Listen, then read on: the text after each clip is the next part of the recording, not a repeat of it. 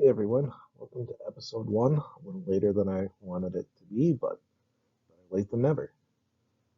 Today I wanted to talk about something in case you hadn't taken a look at the blog post. I just wanted to follow up with it here because I'm not seeing a whole lot about it, and it just seemed like a decent place to start. So, for those of you who may not have heard, just a quick recap: the Times, the magazine, came out with an article titled "The um, Secret Conspiracy" or something like that to save the 2020 election. I'll link the article below so you guys can read it yourself if you haven't already.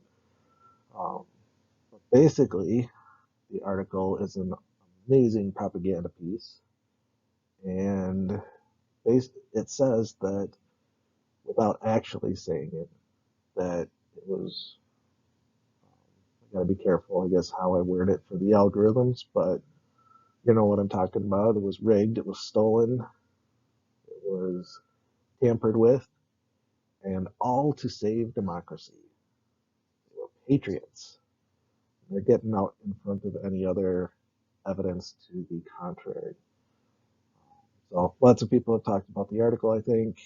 I'm sure you can find more commentary on the article itself, and you can read it for yourself and decide what you think of that. So with that, again, just the article. I haven't found it in a whole lot of places. It is right now. It's on the internet. If you type it in, you can find it pretty easily. Sorry. Um, in there it talks about a cabal or a conspiracy. Trying to think of a couple other words. Oligarchy or conglomerate of powerful people, super PACs, unions. I don't know if I mentioned big tech yet, but all across the spectrum, including some supposedly Republican leaning entities, all who were concerned that Trump was going to steal the election and they needed to save democracy from Trump and his savages. So that's how they portray it: is that these patriots, these heroes, save democracy through their use of media, information, um, flow or lack thereof, controlling the narrative.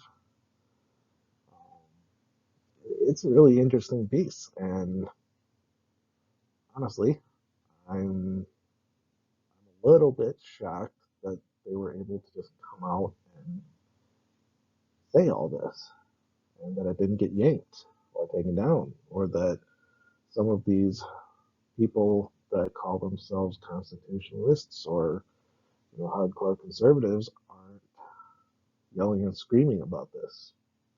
I really, I haven't been paying too much attention to the news just to, to keep my sanity, but I would have thought this would have been a bigger deal. So there you have it. You can read the article for yourself or look up more info on it. Um, so we talked about wanting to point out the enemies of the state and the church in our introductory video. And this is by no means any call at all for any type of violence. There are many ways to fight back legally and morally, whether that's boycotting companies, voting, um, prayer, donating to people who fight the organizations these people lead, etc. So do not mistake this for any call to illegal activity. We are not Democrats, we are not Antifa, and we are not communists. So the first person that we're going to look at is the one that they label as the architect of this cabal that led the saving of the 2020 election. His name is Mike Podhorzer, or Podhorzer. I'm not exactly sure how to pronounce that. Um, he is the senior advisor to the president of the FL-CIO. It's a union, national union, or union nationalizing organizing group. I took a quick look at their webpage, and there's a lot of socialist and communist type stuff on the site. And you can look up the site if you'd like. So he's the one who, quote, marshaled the latest tactics and data to help its favored candidates win elections. I took a look at some of the people that they've supported. All of them were Democrats. Among them were Hillary Clinton and Barack Obama. There were other senators and congressmen on the list as well. He founded the Super PAC Workers' Voice, basically with the same end goals, support the same candidates. He's the chairman of the board for the Analyst Institute, which is Democratic and progressive, according to their website. He's also the chairman of the board for Catalyst, which provides data only to Democrats and progressives. Continuing on, he also sits on a few other boards. Trying to remember the names of them. I believe it's America Votes, which claims to be nonpartisan, just educating people to get out to vote, but they lean heavily in favor of progressivism, modernism, and I believe I actually checked into a couple of jobs with them because it sounded like a potentially means for me to help influence things and be a part of something. And then I found out what they stood for, and their all-inclusiveness policy, where they actively seek out people who you would see as being progressive, gay, lesbian, transgenders, etc. So to say I didn't apply, but that's just another example of where his ties lie.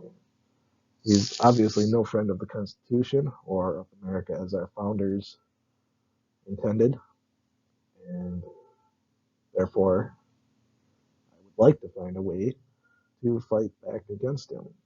Unfortunately, I couldn't find anything about his early life or how he got to where he is. Now, I didn't spend a whole lot of time digging, but it wasn't easily to be found. So I'll have to look some more, and I can provide an update when and if I find more.